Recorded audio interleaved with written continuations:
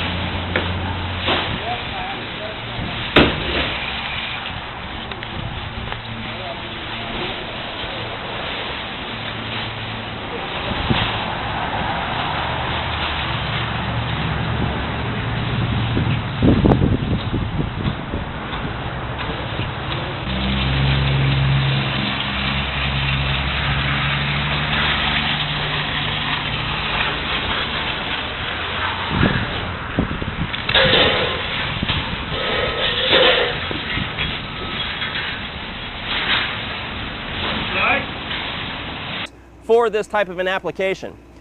When it comes to coloring, I'm a big fan of using an integral color. You can come back after the fact and you can use stains as an accent, whether it's an acid stain or a water-based stain. So there's plenty of versatility when using these step liners. Let's show you how they work.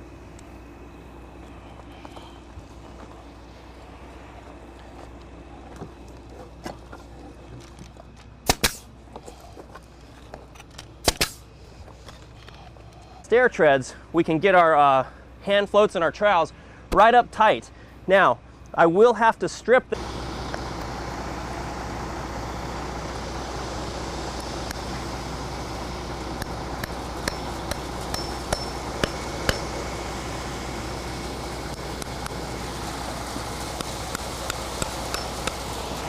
this.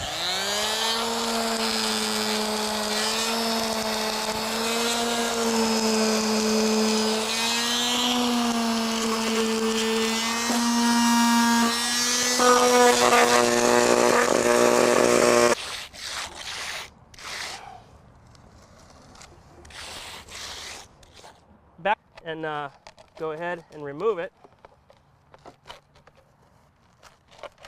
And we've got that beautiful stone-like rock edge that looks really, really nice. And we did a decent job of vibrating it.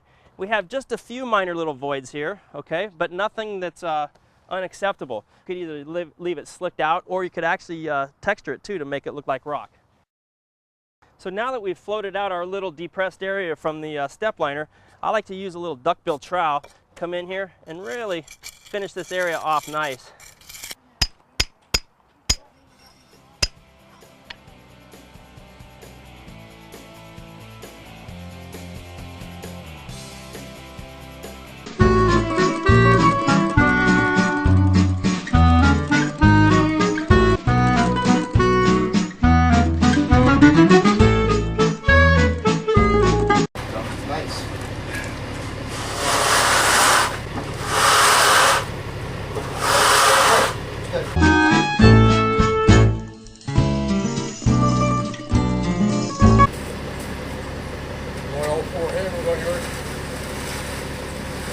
What's on there? 4.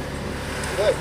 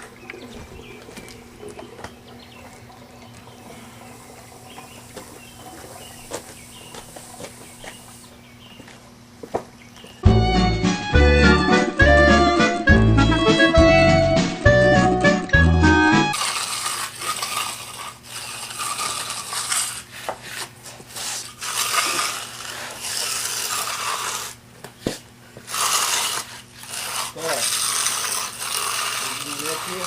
Yeah.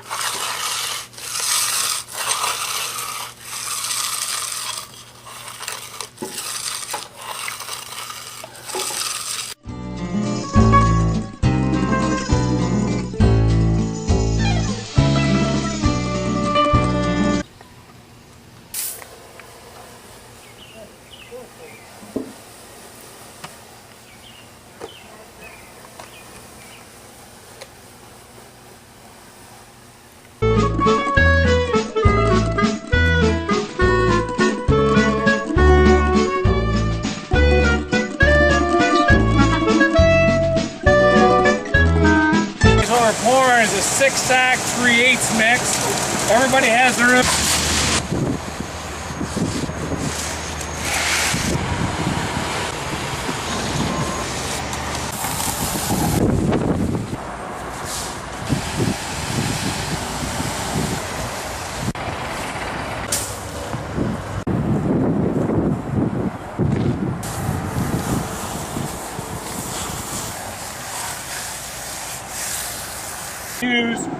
We're going to be using a mason brush. We come in and we dust our mats and pre-season those with our powder release. Now we're ready to go dust our slab. We're going to use the mason brush to broadcast our release instead of broadcasting it by hand. If we were to broadcast it by hand, we get what we call rollers and clumps. We get a more uniform broadcast on the surface and we get a thinner broadcast. Then we know that we're actually getting an impression of our stamp, not just the release. So let's go ahead. You always want to make sure when you order a set of tools to always have texture skins. We have them in 1x1s and 2x2s. These are for doing all your detail work around the perimeter of the slab. And when you order your stamps, try and get this texture that matches to your pattern. This one today is what I've chosen. I've chosen Roman slate for one of my textures and the other one being Elk Mountain, which gives me two variations because of the stone patterns underneath it.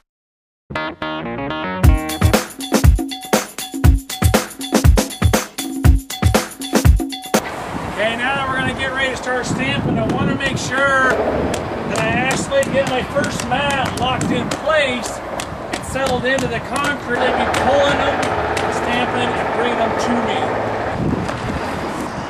Now that we've got our first pass done across here, and we'll start working back and forth in a zigzag pattern all the way across the slab until we're done.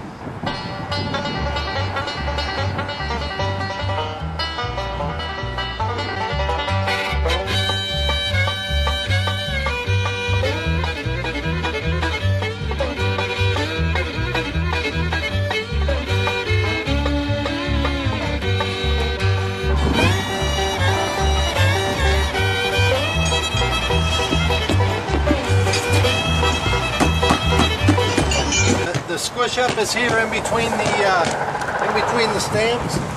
Where the stamps come together, you can take this while the concrete is still plastic and roll those down.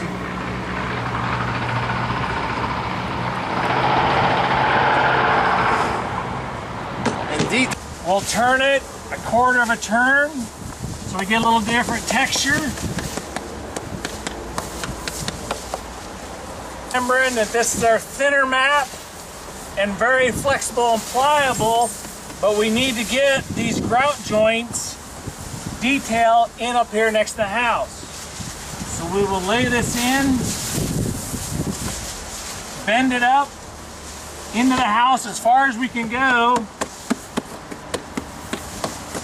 We will pick it up, and then John will have his chisel set here, and he will come back and detail this using his chisels, taking the smaller chisel right up to the house and tapping a line and finishing it out.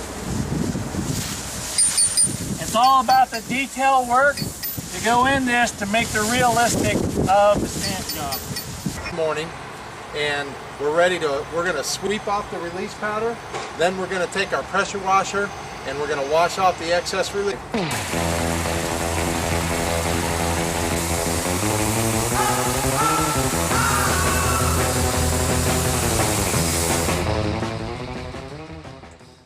These are tools commonly used in the detailing of stamped concrete. A grinder with a diamond blade, either a tuck point blade or in this situation a crack chasing type blade, are excellent tools for removing the squish-ups that occur between stamps. The chisels, multiple sizes, are also good for getting in and doing detail work on the stamped concrete. It's always good to have a good arsenal of these tools when you're getting ready to do your detail work. One of the easiest ways to repair these little cracks within a couple days using a color hardener is take a hammer and tap them back closed.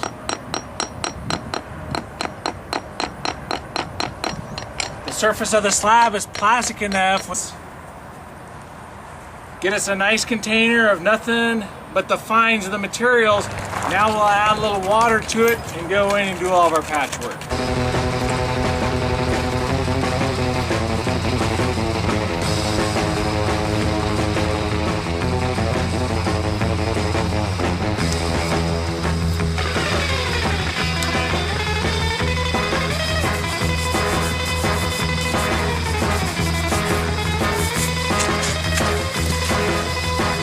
Gem Cure 1315. This cure and seal allows the slab to breathe during the curing process and will not trap excessive moisture. A couple of light coats will protect the surface until the slab cures, at which time the concrete should be cleaned and sealer should be reapplied for a long-term protection. The sealer should be inspected periodically and maintained as needed based on use.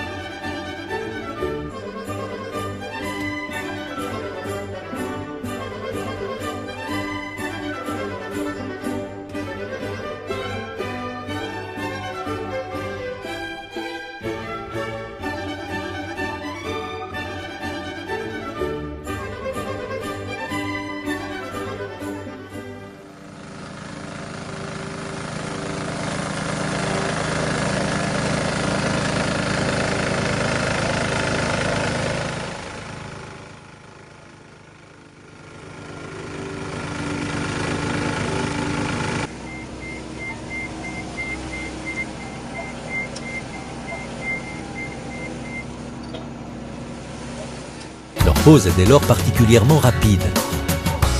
Les dalles viennent se positionner avec précision les unes contre les autres. Le géotécage avec du gravier, aucun ancrage mécanique n'est nécessaire, même lorsque les dalles sont posées sur un sol en pente de maximum. Les dalles nid à gravel sont faciles à couper à l'aide d'une visqueuse ou d'une scie sauteuse. Diverses formes géométriques, droites ou courbes, sont ainsi possibles.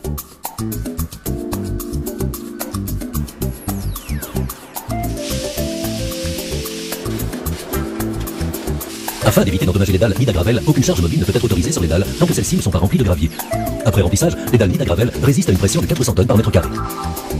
Étant donné que le gravier se tasse de façon naturelle les premiers jours, il est conseillé de prévoir au départ une couche de gravier de 2 cm au-dessus des dalles, de manière à ce que l'épaisseur de la couche de gravier soit de 1 cm après un certain temps.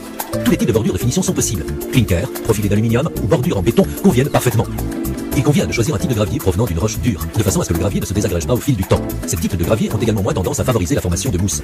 Les dalles nid à gravel sont 100% perméables à l'eau, stables et inaltérables. Elles constituent une excellente alternative au revêtement en béton ou asphalté imperméable à l'eau. Nid à gravel est la solution idéale invisible pour réaliser un revêtement dur, stable et esthétique. Ses applications sont multiples. Sentiers de promenade, allées d'accès, pistes cyclables, parking, terrasses, sans aucune formation d'ornière et de nid de poule.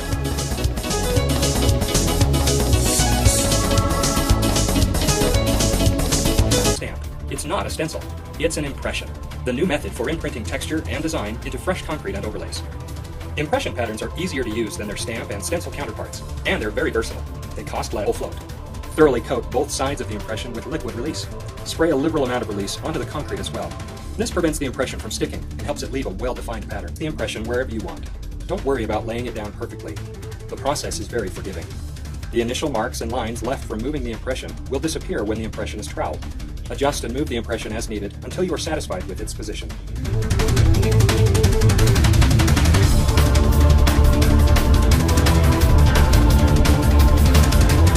One of the unique benefits of using impressions is found in the finishing process. Begin by gently tapping and troweling over the impression. This helps push the impression into the top layer of fresh concrete so that the top part of the impression becomes flush with the concrete surface. Use standard troweling techniques to achieve the desired result. Once the impression is set, you can add texture using a textured roller. Be sure to coat the roller with release agent. Using powdered release can also help prevent puckering and sticking.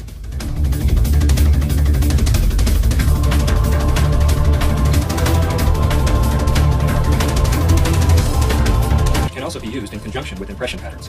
After using a surface retarder, such as brown sugar, spray off the top part of concrete to expose the aggregate. Now that the concrete is set, remove the impression by lifting up from one end.